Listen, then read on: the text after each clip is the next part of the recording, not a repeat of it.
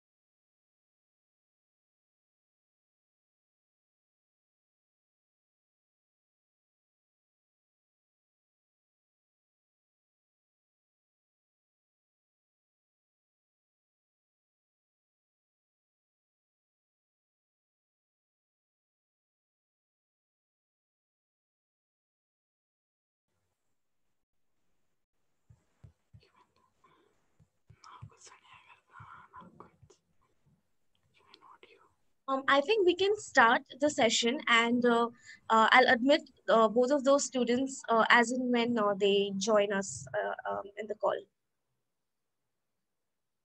Okay, sounds good. Did you say you're expecting two more students or? Yeah, two more. So we have been joined by one more student, one more applicant. So we have four, and I think there is one more student who's remaining, and I'll join him or her as and when they admit. No problem. Whenever they get. Good evening to everyone. Thank you for joining in, and I welcome Fred, Assistant Director of Admissions at Northwestern University in Qatar, and I welcome Team Next Genius and all our applicants for Northwestern University in Qatar. So we have Shashrik, Abhiroop, Mizigona, and Vamika with us here. So first of all, I congratulate all our applicants who have reached to this prestigious step of already started doing their college applications. And here's a quick reminder that applications and full college application have to be submitted before December 14. And the interviews, that is the interviews with the college university, will be conducted in January. And also there will be a short interview with our applicants, a personal round of interviews between applicants and Next Genius in December. And we will be sharing all the interview related information, the online venue, the timing, the structure in due course of time. So without any further ado, I would like to give it over to Fred to take the session ahead with our applicants. Thank you. Thank you so much. And good afternoon to everybody. Thank you for joining me. Allow me just 1 second. I wanted to actually go ahead and set myself a timer. This is something that if you haven't participated in a lot of talks with people from admissions, you definitely want to make sure that you encourage them to time themselves. Otherwise, they will keep going for a really long time before they know. Absolutely. So I'm going to go ahead and time myself, and I'll, like I mentioned, I'm excited to be here. I'm excited to be working with you. Thank you for demonstrating the interest that you have so far. Really excited that you are interested in Northwestern. Congratulations on making to the level that you have within NextGenius. We understand that's a very prestigious place to be, and you should be proud of yourself at this point already. We know that there's one more step ahead of you. And before I go in there, I want to ensure you that my job here is to walk you through the process, to advocate for you within the university. And you know, I'm not a gatekeeper. I am here to, along the side with your own application and accomplishments, we will be paving the path for you to get to Northwestern. So, going to be sharing a presentation, and I imagine that this may or may not be completely new information for you. If it's not, that's okay. If it is, great. And I will be very happy if you can actually stick around and ask questions at the end of this program. So this is a photo, one of the many photos of our building here in Qatar. And what I'm going to be going through the process here is I'm actually first going to be talking a little bit about the location we're in. I'm going to be giving you a quick introduction about the state of Qatar, about Doha, about your life here, and slowly building into Education City and then furthering into Northwestern and our program. So we'll start from, you know, a very, you know, 30,000 foot view, and we'll be narrowing in as we go along.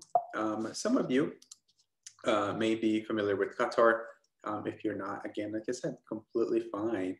And one of the greatest aspects of Qatar, and you're gonna hear me talking about this a lot, is it's a small country by land size, but a very inspirational and aspirational country to be in.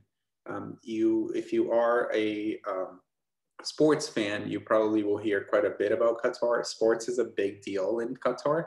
In fact, a little piece of trivia here, we have a national holiday devoted to sports in Qatar. So it is very, it's a big forefront of what we live in Qatar and areas in town. And when you look at the whole city, there are jogging paths and biking paths. It's a great, it's just always a constant reminder that this is a big opportunity for that. And one of the things that you may or may not know is that we're hosting the FIFA World Cup in 2022. That is a massive also undertaking for any country to be in, let alone a country, again, in the Gulf. It's the first time that the event will be coming to the Middle East. But aside from the sports aspect, is also a very thriving economy and a thriving business place to be in. As you can see here from the news, it's been, you know, one of the highest income per capita in the world. It's a great place to actually not just to study for you guys, but also a great place for you guys to begin your career here. So it's a very entrepreneurial location, and they make it quite easy for you to actually remain in the country and work here if that's something that you strive to do afterwards. So one of the things that it says a quick overview of the map, about over 90%, I would say, of population of Qatar lives in the capital city. So it's almost like there are other cities in Qatar that are great places to visit outside of Doha, the capital. But in terms of your day-to-day activities and what you're going to be searching for, you are really not far from anything. I, you know, been to India many times, and one of my things that I always mention is when we ask, is this far? They'll be like, not at all. It's just about 45 minutes from my house. 45 minutes for somebody from India is actually a pretty close place. If from my hometown, I'm from Brazil, from Sao Paulo, 45 minutes, you're basically going to your neighbors. In Qatar, 45 minutes, you can, because of the infrastructure, you can cross the entire town. And it's just because of the size, it doesn't mean that you actually don't have a lot of efforts. You see quite a bit of cultural aspects to do. An amazing international airport. If you have been to Qatar, you obviously landed in there. If you've actually flown through maybe Europe or the US or anywhere a little further away, you might have actually connected in Qatar, and you get to see the amazing airport as well. And Northwestern, I would say, is about a 15-minute drive to downtown. And there's also 3 different metro lines in Qatar, and one of which is actually just a few minutes walking from campus, from Northwestern. And you can take the metro and you can go anywhere in town that way too. So it's quite easy for you to do. So when you talk about internships and different activities, so not just social, but also academic, you can actually navigate town quite easily.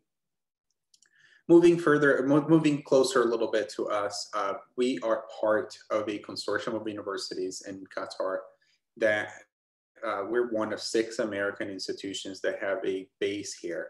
And Northwestern allows you then to tap into the resources, not just from Northwestern, but these other campuses to enhance your experience and to make sure that you actually have the best possible academic experience and social experience that you were thriving. It also allows us to remain quite focused in the areas that Northwestern is very well known for, but at the same time, come together to offer a bigger and better, buildings and resources and experiences. So pictures in the bottom there are actually of Education City, either while Education City or programs that are held by Education City. The picture further on the left in there is actually one of the stadiums for the World Cup. That's actually the Education City Stadium. It's on campus and it's going to be used for the World Cup. Again, because we are all located in this part of town together, we can come together to make sure that your campus life is exactly what you actually would have experienced. So when you watch a movie and you see a campus in the United States, you see these several buildings, people that are studying different majors, they come together, they have a life beyond the academic life. That's no exception for you in Qatar. The only difference is instead of actually having one university with, for example, the College of Engineering, the College of Arts and Sciences, the College of Communication, we have all these universities here for you. So you have Northwestern, you have Georgetown, you have Carnegie Mellon, Texas A&M, Cornell, Virginia Commonwealth. So the array of different experiences that you can have are great. And then as a student at Northwestern, you can also go and take elective courses in one of these other institutions. If you play a sport, you can actually compete within the university in a friendly competition that way. And because we are the hub of education in the state of Qatar, there's quite a bit of opportunities that come from that. So the picture on the far right corner there is actually the National Library of Qatar. And that's actually, again, walking distance from Northwestern. So when you are needing to use, so the National Convention Center is also there. We have an 18-hole golf course for you. And in addition to that, you also have the housing aspects that are going to be right on campus as well.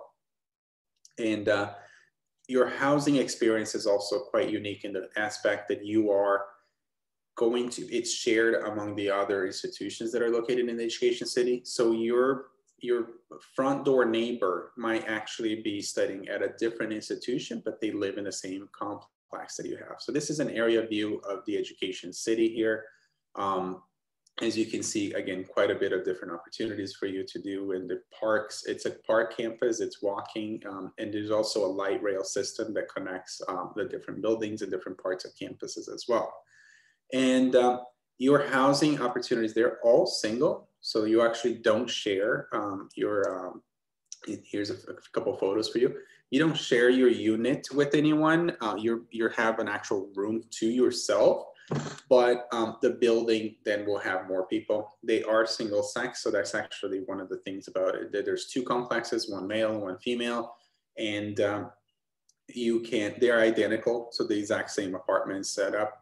The picture on the bottom right corner of the screen is actually of a typical room here. And like I said, is all that's a unit. It's just yours. So only one person will live in there. There's an attached bathroom in it. And you can see the finishings are outstanding. So that TV that is right there, the smart TV, that comes with your unit. You have marble floors in your bathroom. You will have granite countertops. So the comforts are absolutely great. There's also a dining facility within the housing complex, but there are other places for you to actually dine on campus too. So if you like to try for a different variety, you can do that as well. And incredibly safe. You need a card access to access it. I actually cannot go in there. You'd actually have to live in there to be able to access it.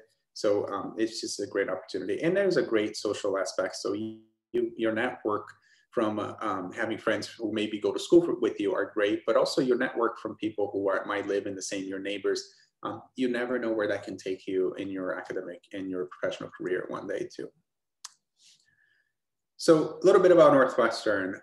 We are the only international campus of Northwestern University, and we're located here in Qatar. And as a student of Northwestern Qatar, you will be getting a degree from Northwestern University in the United States. I want to emphasize this. This is the exact same piece of paper as you would get if you had attended our campus in the United States. It doesn't say Qatar in it, it says Northwestern University. So when you graduate, you will be joining 200,000 plus alumni all over the world. There's a fun thing that we like to talk about Northwestern, and there's this purple mafia. Purple and white are our colors. If you haven't figured out, the entire slide has quite a bit of hints of purple there. And we joke that that's what that is. Obviously, the connection of having a Northwestern degree will open doors for you, and it will also allow you an opportunity to really take this degree further and have a recognizable degree regardless of which campus you have attended. You can actually spend a semester in our home campus as well. So if you like to experience what Northwestern United States looks like and feels like, you can do that. But you will also, that's not a mandatory program, and you will essentially be continuing your program here with us and graduating from here. Great diversity. We have a little less than 500 students at this point, and yet look at the world and all of the diversity that is represented. This is one of my favorite aspects of Northwestern and our student body. Almost everyone speaks a different language. Almost everyone comes from a different place. So what you learn from each other is an incredible asset. You're not going to take a class in cross-cultural communication in Northwestern. You will live it because everybody is coming from a different perspective and a different background. So imagine taking a class and studying about world history, for example, and maybe having a student who's sitting next to you who might come from a country that they're talking about that particular history. They lived it, and they're going to be giving you a firsthand experience that way. If we're going to be talking about India, you will be able to step in and say, this is how the media in India works, because I'm from there, this is my point of view. So you'll enrich everybody's life that way as well. It's a great opportunity for you guys. You will not, actually, when you come to Northwestern, you will not declare your major until you completed your first year. So you'd have two options for majors in here. One is a Bachelor's of Science in Communication, and the other is a Bachelor of Science in Journalism and Strategic Communication. Let me tell you a little bit about both of them. The communication program is actually quite robust in the media sector. It's about it's about understanding the field of media and the field of communication as a whole. So you may or may not be somebody, for example, who's really interested in film. That's great. Understanding the media industry, understanding how film works, how it fits within all of that, will allow you to be the best filmmaker that you possibly be. Not just somebody who tells a great story, but somebody who's actually successful, who knows how to sell their story, who knows how to sell their film. Maybe you're not interested in that. Maybe you're interested in more corporate communication. Maybe you're interested in health communication. We're living in a pandemic right now, for example, and communication plays a center role of what you do in this world. So how do you convince people to wash their hands? How do you convince people to wear a mask? How do you tell people to behave? How do you change behavior through communication? is the job of a communicator, not the job of a health science person. And this is, so that's a distinction. It's a great career. You have a lot of opportunities throughout all the life, and then great opportunities, not just in classroom, but outside of classroom too, in terms of extracurricular activities, clubs, and so on and so forth. A little bit about the Bachelor's of Science in Journalism and Strategic Communication. Journalism tends to be a little more self-explanatory. The only thing that I would say is for you to remember that journalism these days are much more digital media than it is actually a printed-based program. So there's a photo, you see my background and here my virtual background. I'm not currently at that particular location right there, but there's also another photo on the slide.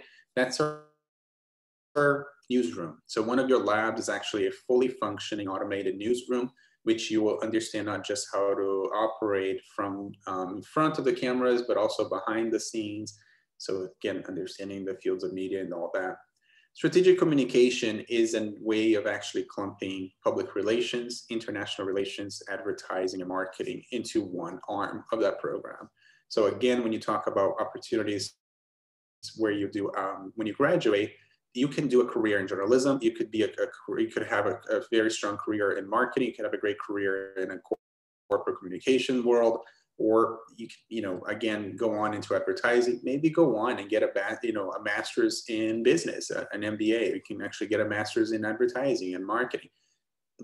Honestly, you can do just about anything from journalism to law to communication. The program is set up in that way to make sure that whatever you'd like to do, you can. One last thing that I'll mention about this particular, also the journalism and strategic communication has a mandatory internship in its third year. And that's where you'll actually go and put to practice what you learn in the classroom. So the program is set up in a way that you will actually leave Northwestern and go to a media corporation or an advertising or marketing corporation, whichever career you're actually wanting to actually enter. And we're gonna help you find that location. A lot of our students actually end up going to the US. A lot of students in the New York Times, a lot of students in Chicago Tribune, the Washington Post, for example, but also Center for Crisis Communication. We had PR firms in London, for example. So different students that went to embassies. So if you're more interested in maybe the international relations side of things, no worries at all. You can actually do that too.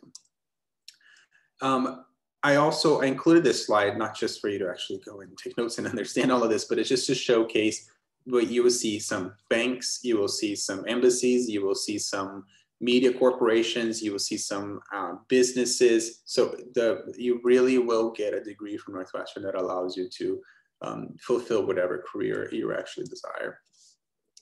A little bit about the application. I know some of you have actually already begun that. We're part of the common application this year. And one thing that I wanted to also mention, for the first time, Northwestern is actually a test optional school. So if you are one of the many, many students across the world that were not able to complete your ACT or the SAT, don't sweat it. You will still be able to receive consideration from Northwestern. And again, we're looking for great academically driven students, but we're also looking for those global citizens in mind. So we're going to get to know you quite a bit through your application process for sure. Lastly, as part of Next Genius, you will be considered for scholarships from Northwestern, either full tuition scholarship as well as partial tuition scholarships. But I also wanted to emphasize one thing: regardless of the tuition scholarship that you receive as a Northwestern or as a Next Genius candidate, you will also be able to be considered for need-based financial aid that will meet up to 100% of your full demonstrated need. So if the scholarship offered through Next Genius is not enough to actually make Northwestern a reality for you, we will actually complement that award. And that comes from two different sections. It can come from Northwestern in itself, but it also can come from the government of Qatar. The state of Qatar is not only interested in actually attracting great minds to go to school here, but they recognize your talent and they would like to be able to finance your education for you in an exchange for you to actually remain in Qatar and work here for a couple of years after you're done. So what they will do is they'll offer you an opportunity to take on a interest-free financial aid from the government that is 100% forgivable. So when you graduate, you have two options. You can either repay back the finance that they give you in the form of a traditional repayment plan where you pay up to 15% of your salary, or you'd actually be able to stay in Qatar and work in one of over 300 different types of organizations that have partnered with the government. And for a brief number of time, we're not talking about 10 years here, we're talking probably anywhere between 1 and I would say maximum of 5. And you stay in Qatar, you work in here, you get your full salary, your full benefits, and just by the virtue of keeping your brain in the country, the government will forgive that finance that they've given you. So it becomes, instead of a financial aid, it becomes a sponsorship from the government. And all of you can qualify for this regardless of the level of financial aid that you receive from Northwestern and Next Genius. So I can, again, answer questions. This is actually the end of my presentation, and I'll stop sharing my screen now and be glad to actually interact with all of you. Right. So I think they can so also, let me know if you have any questions at this point. How does this sound if they unmute themselves and ask questions? Would that be fine? Sorry, I didn't hear you. So. What if they unmute themselves and ask you questions directly? Would that be fine? It's fine by me. That'd be great. All right. So before that, I just had two things to say. So students have been asking, whether they can get a recording of the session. Yes, the session has been recorded, and we will post the complete recording on the WhatsApp group of yours as well, and on our YouTube channel. And we just wanted you to, just once again, maybe in a little brief, focus on, tell us about a little more of the application requirements part. So especially on the English proficiency testing and recommendations. Sure. So in terms of the application, the first step is the common application, and Northwestern Qatar is a part of the common application as a separate institution. So you would actually select Northwestern Qatar and you send your application to us directly. We're going to see the results from your school. The common application in itself will actually have a few sections, one of which is an essay. So you're going to be writing a little bit about yourself, telling us more about your story there. One of each is extracurricular activities. You're going to tell us what you have done in and outside of school. So again, we get to know who you are as a member of the community. And then you're going to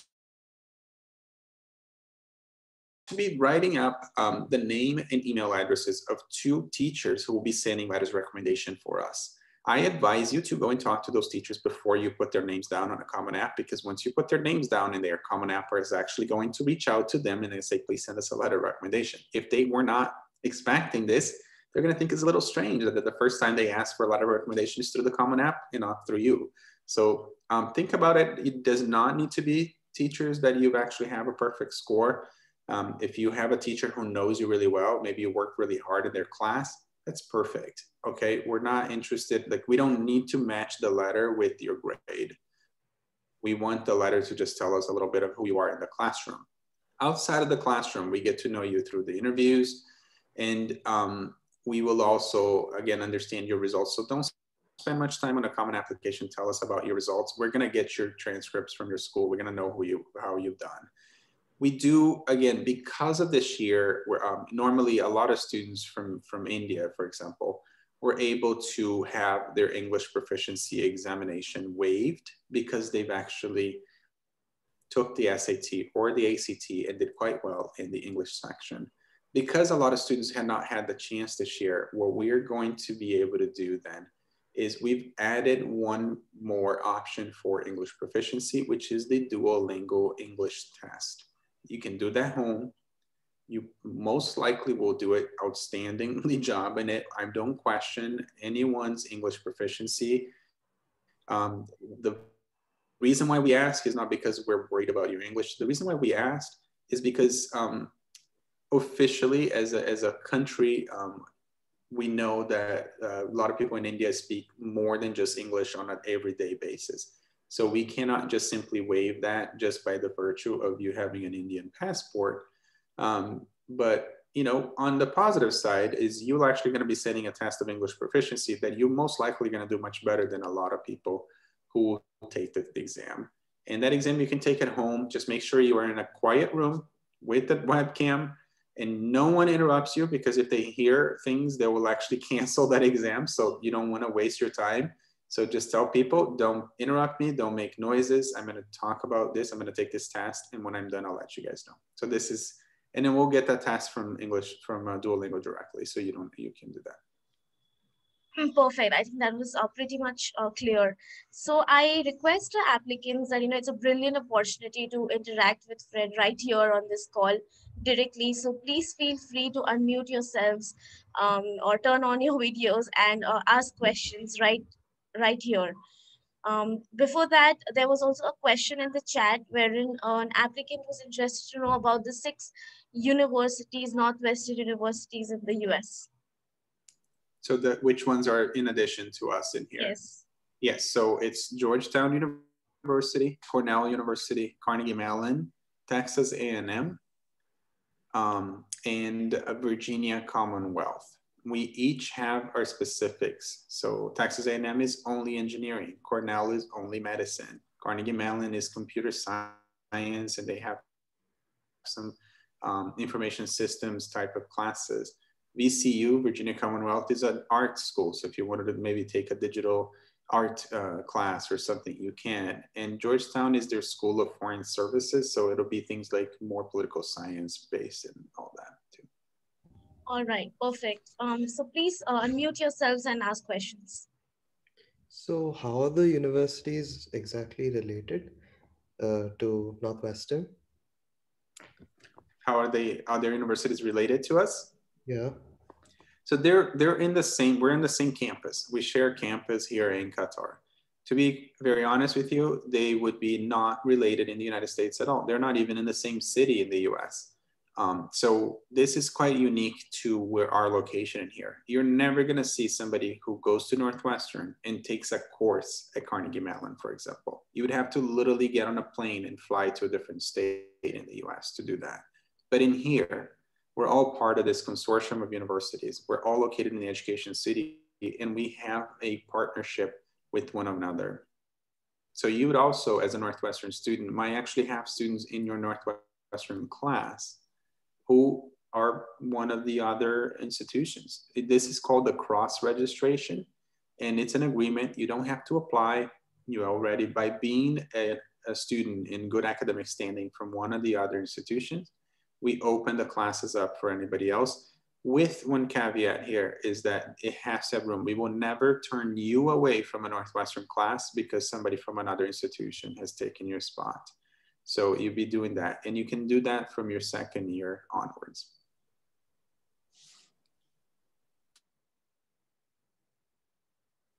All right, great.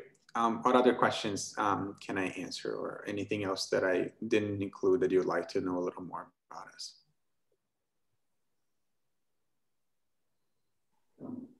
Good evening, sir. Good evening, ma'am. Yes, So, Ashrik. sir, yes, ma'am. So I wanted to know about, I'll be giving IELTS exam on 21st of this month. So would that be recognized if not Duolingo? Absolutely, yeah. IELTS or TOEFL or Duolingo, any of those exams, you pick the one you like to take, and we will accept all of them.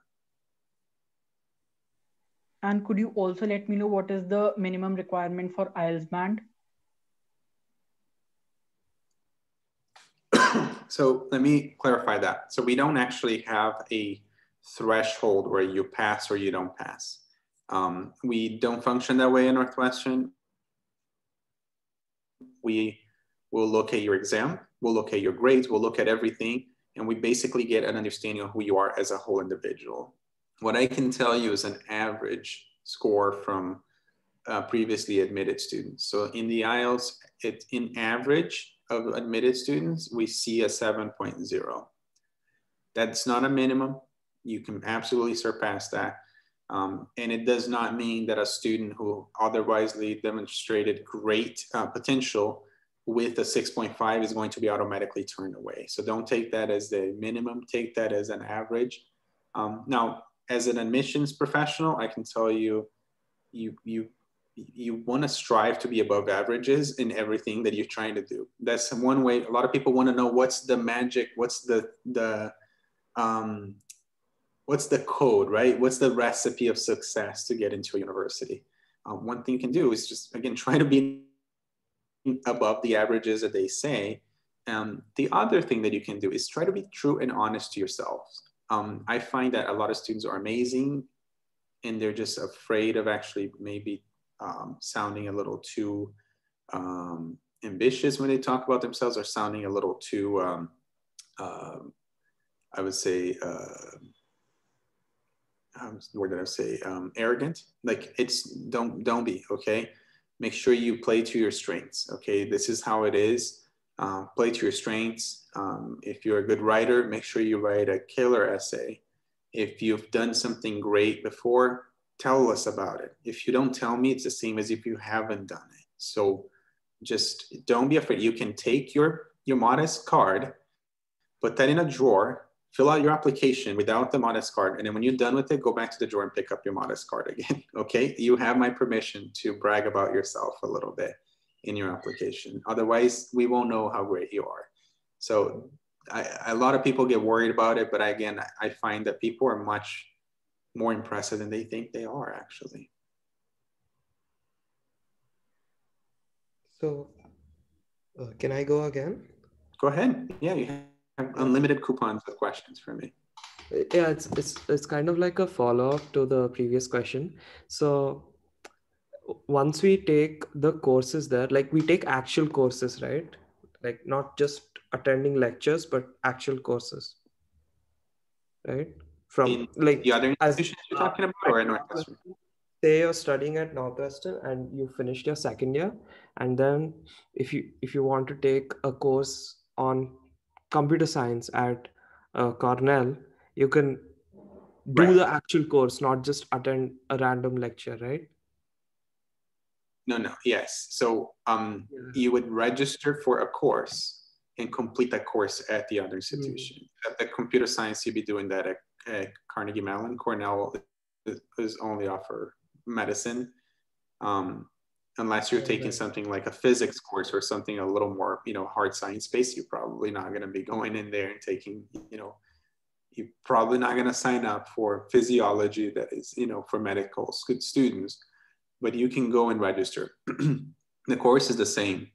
So imagine it's not a light course. It's just like, instead of, let's say you take 2 courses in the morning at Northwestern, you would actually physically go to the other institution and take that course there. You have to pass it. You have to go through the exact same thing as you would if you were a student in that particular institution. Right. So would that come on our transcript, as in like what we get from our university? That's a great question. It counts to your transcript, but it actually counts as a pass or fail course. So you either pass it or you don't pass it. The only reason why we do this is because the rubric of grading is university specific. And that's something that we want to protect. We want to know. We know what an A at Northwestern and a B at Northwestern really means. So your classes from Northwestern are going to be graded on an A, B, C, D, and F scale, and your courses at the other institutions are going to be a pass or fail. So in your transcript, it will show that you took a class at Carnegie Mellon or a class at Virginia Commonwealth and you passed. And that counts as an elective course for your education. Oh, okay. So, yes. Sir, even I'd like to ask about if I want to do international politics at Georgetown University. So would that be considered as an elective or a bigger holistic degree itself? So if you like to, this is where it becomes if you like to take a course in political science or in international politics, you take a course there. You're not going to major in something that is offered by the other institution. Your major is a Northwestern major, you're going to be getting a degree from Northwestern. The option that you have, and this is specific to what you just mentioned to me, is we have a minor that is in media and politics.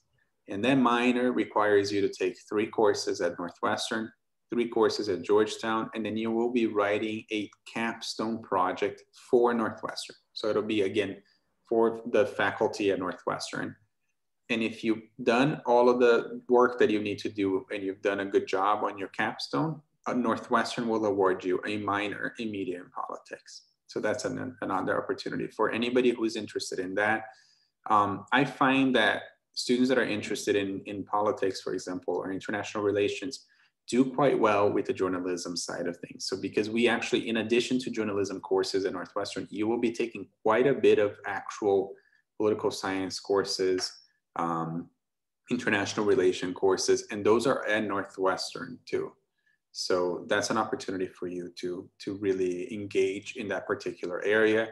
The difference between, I would say, a political science degree and a journalism degree is that the journalism tends to be quite active. So it's like almost like an applied, where you would understand, what can I do as a member of the media, for example, to impact politics? What can people really do? That's so you'll be judging, you'll be analyzing less of what the political scheme lies is from a distance and more about how do I actually engage in it. So that's a difference. One thing that you can also do is if you go to Northwestern in the United States and you spend a semester there, that's yet another opportunity for you to actually take courses beyond what Northwestern offers as well. So if you like to do that, you just have to work with your advisor to make sure that they know that that's something that you're planning on doing. So just another question. Go ahead. So while mentioning in the supplementary essay, could we we'll be mentioning about the Northwestern University and the facilities and what we'd like to do. Could we also mention the second degree that we would like to do in the other university? Something about that. You can talk about something called the cross registration. You will not be doing a second degree. I can tell you that at this point already. If you, to be very frank with you, if your thought is to get a degree from another institution, you're essentially going to have to apply and be admitted by that institution in itself. But if you are getting a cross registration, if that's part of the things that attracts you to Northwestern, for example, is to say, I'm going to be getting a degree from a internationally recognized university, the highest recognized one in the region. And on top of that, I will also complement my degree by taking courses at other acclaimed institutions. That's a great way to actually demonstrate that. But I'm going to be very honest. If you tell me on that you're coming into Northwestern because you can't wait to start taking courses at the other institutions and you spend more time telling me about that, I probably would, as an advising person, just tell you, like, I think you'd probably be better off considering studying at the other institutions. So don't take this the wrong way, okay? Like, I just, at the end of the day, I'm not trying to get you to just convince me that you want to come to Northwestern. I want you to study at the university that makes the most sense to you. So if you are passionate about Northwestern and you want to supplement your degree, that's outstanding. But if you're really more interested in getting a degree that is not offered by Northwestern, that's outstanding too. And you know, we want you to be happy, we want you to go to where you want to go. And that's okay. Like, you're not offending me in any ways by getting a little bit more information and understanding what you want to do at the end of the day. And we're allowed to go to the US and study in the Northwestern University in US, right? So how long can we do that? So you can do that for a semester from our campus. Now, this is another piece of trivia here. Northwestern in the US is actually in a quarter system school. I don't know if you know what that means, but that means instead of actually having 2 semesters a year, they have 4 quarters. So you would go to the US and then take 2 quarters in the Northwestern in the US. And then that's the equivalent of what we consider to be a semester. So it's kind of like a little bit more than a semester because it's a quarter. And so you might do like a semester, and you can maybe stay for, let's say you could go in January and stay between January and maybe the summer in there. Or you can go in the summer and then stay until the winter, for example.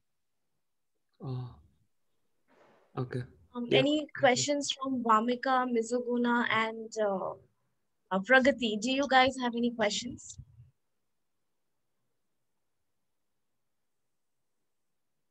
Good evening, Mr. Silva. I just wanted to ask about the Duolingo test again because your voice was cutting off in between. So could you please repeat that? Absolutely. Good evening. The Duolingo test is something that you do from home. So you'd go to Duolingo, you register for the exam, and then you will indicate that you like the results to be sent to Northwestern. But what I advise you to do is just make sure that you have an area of your house that has great internet connection, that has great lighting, and that is very quiet, and that your camera is pointing to you the whole time. Just to make sure that you can complete the exam. If somebody walks in a room halfway through your test, even if by mistake, that noise might actually cancel your exam, and then you'd have to retake it. So that's the reason why I just want to make sure that you have all of that in consideration when you take it. Right. Thank you so much. No problem. I think we can take one last question because this was a popular question usually amongst our applicants about the popular clubs on campus. Great. The popular club. So depends on the area that they have. I think we have a great debate club that's popular. So if anybody's done debate before, they can do that. For anybody more interested in the media side of things, a very, very popular club too is something called Not Another Film Club. And it's just basically individuals that are interested in film, but not just watching films, people that are interested in analyzing them, why they were made in the way they did, and how the story was told, and all those kinds of things.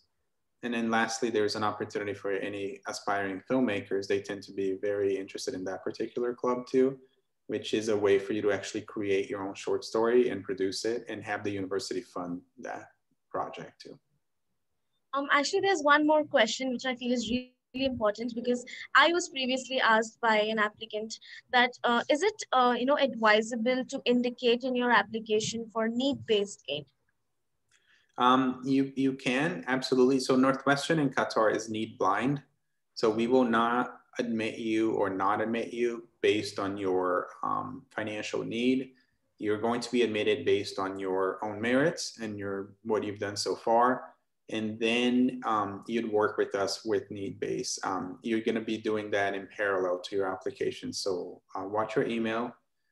That's something that is very important. Any university applying to, you make sure that you keep that, keep checking your email more often than not, and send us a document. But you can indicate in your application if you're going to be applying for aid.